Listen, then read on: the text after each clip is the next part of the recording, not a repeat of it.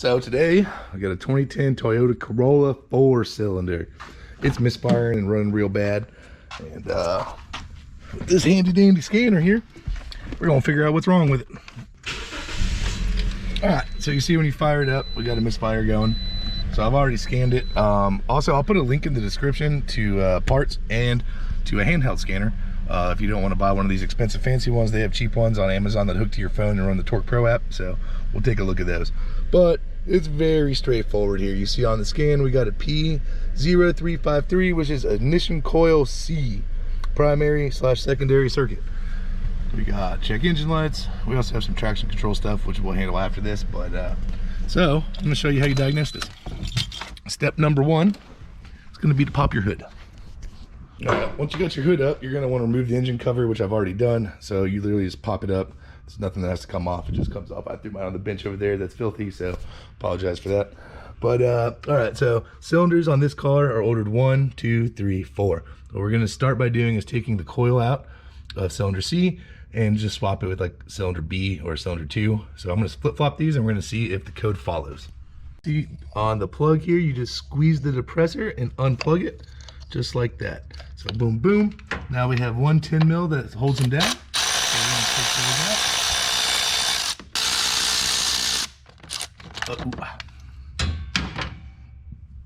Be careful, the engine may be a little warm, which in my case it is, from my neighbors driving it over here. But look, simple as this, they just lift right on out of there. Bam. So it should pop off like that, yeah. Oh boy, hold on, lost the seal. Make sure you don't lose your seals. You do, they just slide right back on, like slide into place there. I swapped both of them. I'm pretty confident this coil pack is bad right here. This coil is bad, but we're gonna plug it in just to verify. So it won't seat all the way down onto the spark plug and like retain the way it's supposed to, which is why I'm thinking that. But if yours isn't showing an evident symptom like this is how you do it. So finger tighten those down a bit. Let me just snug them up with the ratchet. Like that.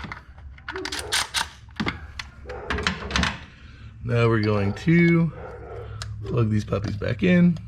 Voila. Now let's go see what happens when we fire it up and scan it this time. Ignition coil B. So it just followed the coil pack. So I'm gonna go pick one of those up at the local parts store. I'll also have them on Amazon, link in the description. We're gonna swap it out, easy as that.